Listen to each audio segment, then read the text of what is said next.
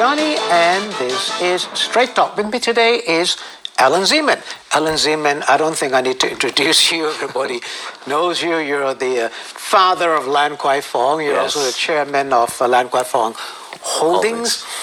Now, Alan, momentous times in Hong Kong now. Very momentous. Just amazing times. And just yesterday, unprecedented, in Beijing, the Hong Kong and Macau Affairs Office under the State Council had a press conference for the first time about Hong Kong. Now, one of the key points that came across was there are red lines you cannot cross, and that is do not undermine China's security.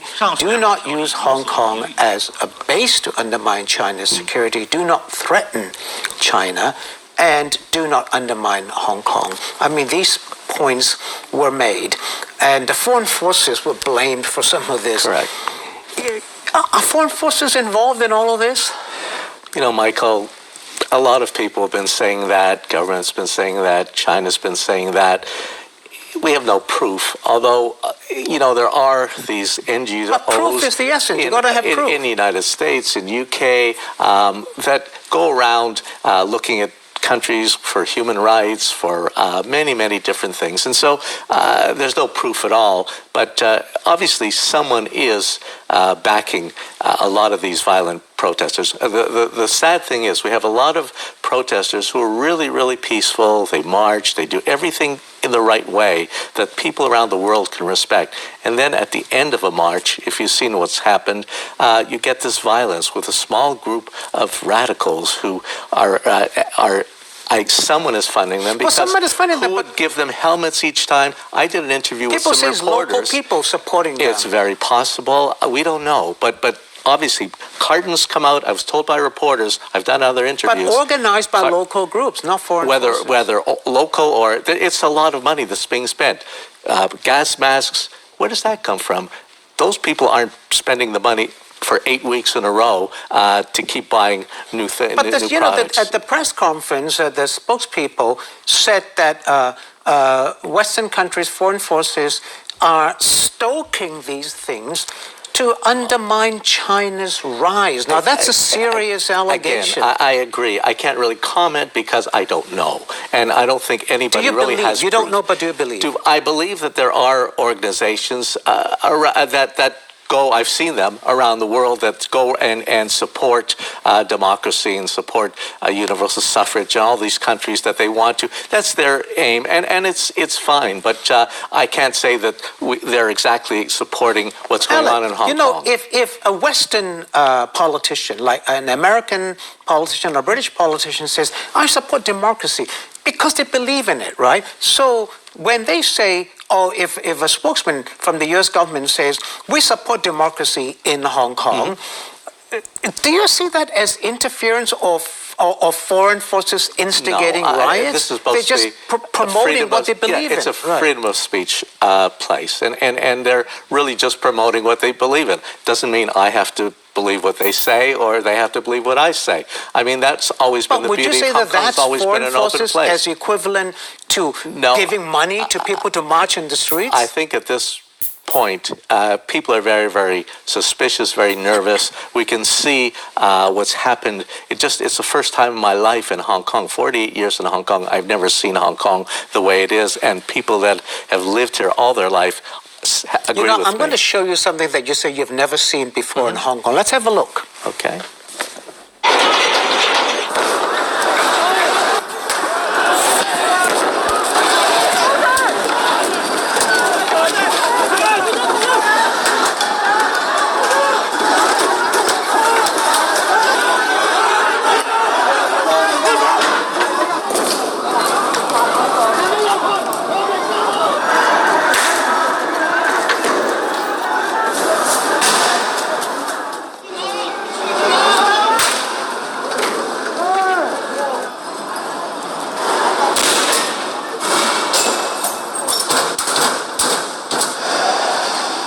Alan, that happened over the weekend. Is that Paris or London, or is it really Hong Kong? Well, that's the thing, that if I was in the U.S. a few weeks ago, and I saw these kind of media interpretation shown on TV, on the news, and everybody was just so scared. What's going on in Hong Kong? Just watching that, sitting here, gives me chills, because you'd never believe that today things are peaceful. Everyone gets back to business. It's Saturday, Sunday. And then the weekend comes along, and another one like that. And the whole thing, and people around the world just think Hong Kong has gone totally mad. And I try to explain that it's usually in a small area for a few hours, and then it's over. That's Hong Kong. That's the beauty of Hong Kong. And it's just so sad that the reputation that has taken years and years to build up is now quickly getting eroded. But at the press conference, in Beijing, the spokesman said they condemn the violence. These people must be brought to justice. That they're hurting Hong Kong, etc., etc., etc. But there has got to be a reason why they're doing that. I mean, there has got to be a reason why. It's not fun, right? Definitely. Listen, everyone around the world condones violence. That's one thing that is not. They don't condone violence. Well, but I think that don't condone violence. You're right. Sorry, wrong word. But I mean, in general, people are all against violence. This is something that is a non-starter anywhere. And I think that obviously there's a lot of dissatisfaction with especially young people. They don't see a hope. They don't see a future for themselves. And so they live in subdivided flats. They live in what they call now nano flats, 123 square feet. You're basically taking people and trying to make them like a bird in a cage. Exactly. And so you're forcing them to come into the street. And of course, if no one is listening, if they feel no one's listening to them, they take it to the next level. And so I understand the young people. But if you understand, does it help that mainland officials sitting there in Beijing condemn these people and says, we won't tolerate these people, catch them, put them in jail? Isn't that going to make them even come up more? But they condemn violence, and I think any government, anyone around the world would say the same thing. You try to do that in the United States, they'd never allow violence like this. They'd never allow this to come in. I mean, in essence, I know this is probably quite controversial. The police have not done a bad job. Well, that's what they said. It's very difficult. In a situation like this, there's no leader, and it's all spontaneous, and it keeps. But does it help to provoke these young kids? Well, as you say, they live in nano flats, they got no jobs. I don't think. Hopefully, I don't think it's meant to provoke. I think what they're trying to do is basically say that we do not accept violence, and especially for Hong Kong, because it's hurting Hong Kong. At the end of the day, if people start losing jobs, if people start getting fired, and people going out onto the street without a job, Hong Kong's reputation will be dead, and that'll be the end of Hong Kong. So much money will be flowing out of Hong Kong. We need money to flow into Hong Kong. We need to solve the problem for young people. We need to solve the housing problem. And I think that thinking out of the box, having reclamation is okay for 20 years from now. We have a problem at the moment. It's like when you have cancer. They don't tell you you're going to wait 20 years to solve the cancer. You'll be dead. Sure, I understand that. But, now, again, going back to the press conference, they said that the central government totally and fully supports the chief executive, Carrie Lam, supports the government, supports the police. The police are now seen as the enemy of the people. Carrie Lam is seen as having totally failed, yet the central government says, we support her. That means she's not going to go. Is she even able to govern Hong Kong? You supported her. I supported her. Did you make a mistake supporting her? I don't think I made a mistake. I think the bill, as was, I think the intention was good. And as we know, many, many countries around the world have extradition treaties. So the intention was good. The delivery of the product was very, very bad. Go? In that case, should she go? I think at this point, I think that we have to settle. I think the problem needs to be settled. We need to get back to sit down and talk to the people, talk to the public. So she shouldn't go? She needs to talk to the people. And I believe she's that she's hiding. She's not coming out. And for whatever reason, I think that is a mistake. If it was me, I'd be out there trying to So she's making a mistake by hiding. I think I would not be hiding in this, and I'm not criticizing, but I'm just saying she has a different style. My style would not be to hide. I would be coming out. If you were to make a choice again, would you support her? I would. I mean, compared to who was running, I thought she was the best candidate at the time, and she had the backing of the central government. Can she last, Ellen? Can she last? I mean, hopefully, listen, it's not going to be easy. I'm not trying to make it easy. I would say that we have to settle down. My way is to try to settle the problem, find a way forward, then see if you want to even stay on, or if you do want to stay on, if the people will accept you. Do you think they'll do what they did to Tung Chee-hwa? Let her stay there for 6 months and then get rid of her? That's pretty destabilizing, bringing in new chief executives. None has served the full 10 years. I know. It's not... Well, listen, one country, two system is a product that was never, ever tried before. We're the experiment for it, and of course there's bumps along the road, many bumps along the roads, and in this case it's an earthquake. And so unfortunately we have to learn to live with it, but not by violence. The most important thing is to really settle down, try to talk, try to find a way, try to understand the problems from both sides, and come up with a solution which works, which we always have in the past. Okay, quick break. Quick break, Susan, don't go away.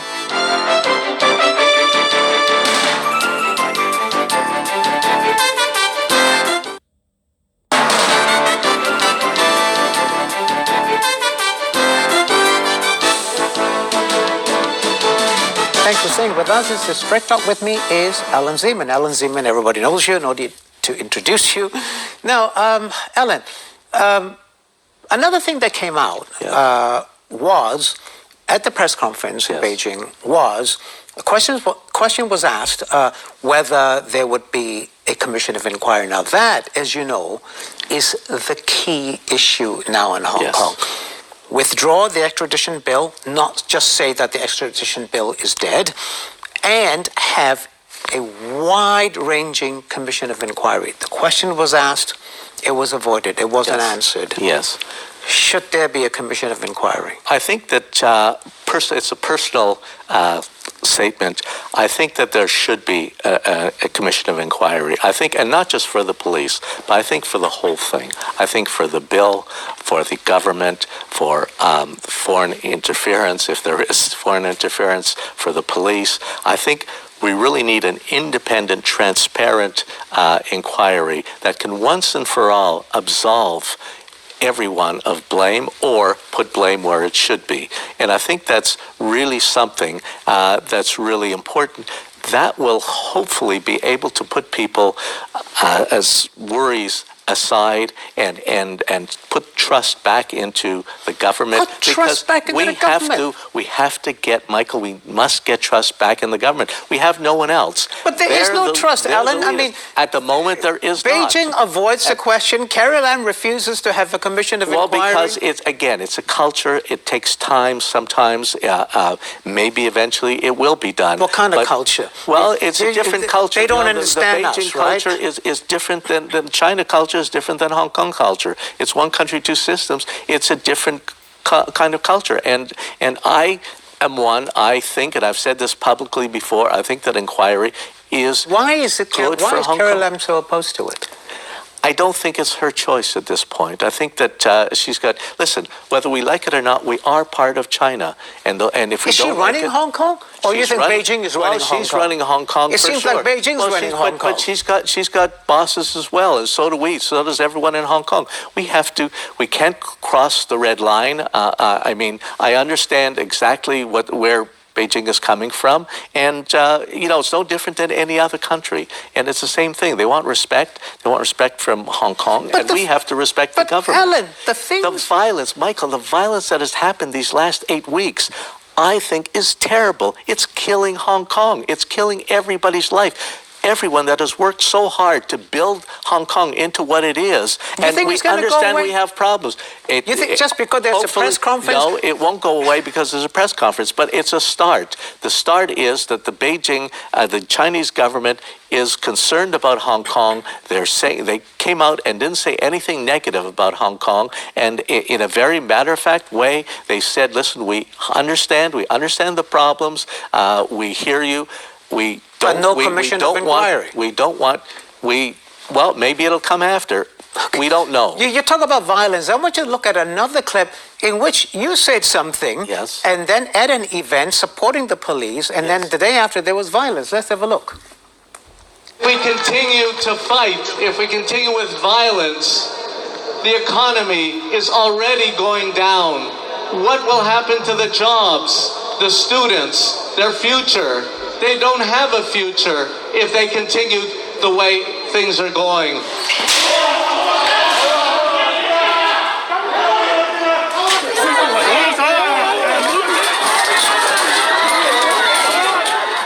Now, that was a few weeks ago. Yes. You were at Admiralty at an event supporting Tamar. the police at Tamar, and everybody was asked to wear a white shirt, which you did, and you got on stage and you talked. Yes. And you said you don't want violence. The next day, Yes. men in white shirts in Yuen Long attacking commuters. Very, People very, associate that with your event. very, very, very terrible. Hopefully, it was not associated with our event. They wore Hopefully- white shirts Well, like everybody at supposedly your there were rally. triads. I don't think the people at the event were triads that were supporting the police. I mean, and it wasn't even. It was. I was asked to come to show some support for Hong Kong, for the government, for the people of Hong Kong, police included. Police. Listen, we look at police now like the enemy. Yeah, that's what you said. Police. They're Hong Kong people. They have families. They have children. They're the same as everybody people else. believe that they're in cahoots with the triads. But it's suddenly, and that is the most ridiculous thing that I've ever heard. The last thing that the police would be is in cahoots with the triads. And again, you got so much fake news floating around because of social media today.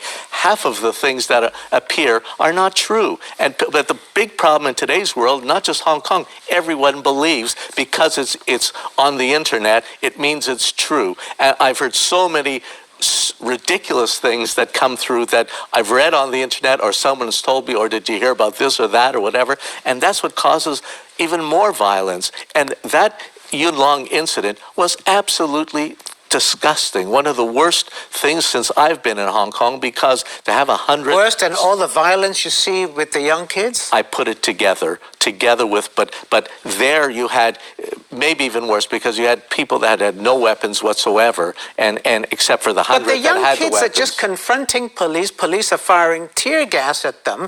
The young kids I think weren't beating up people, but these guys were beating up they're people. provoking. Well, I was watching a few nights ago one of the riots, and you had young kids going up on a second floor and dropping heavy equipment over on the police. Lucky there was nobody down below, because they would have gotten killed. But That it would was have been the them end. against the police. But These are thugs going into an MTR station and hitting people. And I think that's terrible. I think that's anyone that says that's good has got to be out of their mind, because that is not Hong Kong. That's something that, again, we don't know. That's why I'd love an inquiry. I'd love to know what is behind that, who was behind them, whether they did it Would you advise Carrie Lam themselves. to have an inquiry? You're close to her. You supported her. I supported her. I've said, And you still support her, you her said. hands might be tied. Her hands might be tied. By whom? Who's tying her hands? Well, she has people up north that basically. She's the chief executive. I know. But I still think that at the end of the day, maybe some kind of inquiry will come out, because I don't believe this will just stop on its own suddenly. I think that we have to come and come out with some things that we can give young people hope, or give people. If you were the chief executive, yes. or if you were to give advice to the chief executive, what would you do, Alan? If it was me, first of all, I would push for an inquiry, number one, because we've heard that from a lot of voices, not just myself. There's been a lot of different voices asking for that, and even if the answer is no, I would still be pushing for it, because eventually we're going to need that. You need transparency in order to calm this situation down. The other thing I would do is come out and try my best to speak to the people. Yes, I might get shouted down. I might get whatever. Doesn't matter. At least people can see I'm trying. At least I'm trying my best in order to let everybody know that we're not bad people. We're all on the same side. We want to finish this. We want to end this so-called violence, and then try to sit down and find a way forward, whether it's how we can Listen, Singapore has 90% of their, 91% of all their people In own their own housing. We don't, house. right. Yeah, and look, at some of their laws are much more strict than us, and the people are But the happy. people are happy. Do you So think... I think that's the crux, one of the cruxes of the problem, is that we have to get 60% of Hong Kong people supposedly own their own home. That's we need to get the easier 30%. said than done, Alex. Well, I think you have to think out of the box. All right. I say, even if you have auctions with developers and all that, instead of giving it to developers, maybe everything becomes subsidized Okay, flats. I've got 2 minutes now. Yes. Do you think Carrie Lam will get another term? Not one single chief executive have served 10 years. That's the billion-dollar question. And Should again, she? depends. Well, it depends what happens to the end of the first term. Let's see how that winds think up. she'll finish That's the how we first term? finish it. Well, anything is possible. In today's times, who knows? But I would hope that, if for stability-wise, I would hope that she does, and that. So you we want can her go to stay forward. for the full Well, I think it's remaining 3 easier. years. I don't know anyone else out there that at the moment who I can really say, okay, take the job and it'll be better. And I don't know a lot of people that even want the job. That's It's the not problem. easy. There, after 22 years of reunification, we don't have people that can take over from Carrie Lam. But then we have to start training people. We have to start, because that's the future of Hong I've got Kong. 1 minute left. These young people are the future of Hong Kong. I know. I've got 1 minute left. A question was asked at the press conference about political reforms, democratic reforms. Again, the answer was very evasive, that they will explore this issue Correct. and use a system that suits Hong Kong, which Yes. means, democracy with Chinese characteristics or Hong Kong characteristics, which is not what the people want. Well, step by step. Let's solve this problem first. Then we can move to the universal suffrage problem and see if China gains our trust, maybe things will change. But if we continue to show them what we're showing them right now, I don't blame them for not wanting universal suffrage. All right, now, final thing, a question, I don't think it was asked about the PLA coming into Hong Kong. Rumors that it may. Do you think it will? Hopefully it doesn't come to that point. If it does, what happens? If it does, it'll be a big problem in the Will it world be the for end of Hong Kong? Well, I don't think it'll be the end of Hong Kong. The PLA don't have horns, but I mean, they're it would mean that things are so unstable that police can't handle it anymore. But it'll kill And we Hong need Kong's the PLA. economy. It certainly would, and it's not a great thing. All right, thanks. See you next time. Good evening.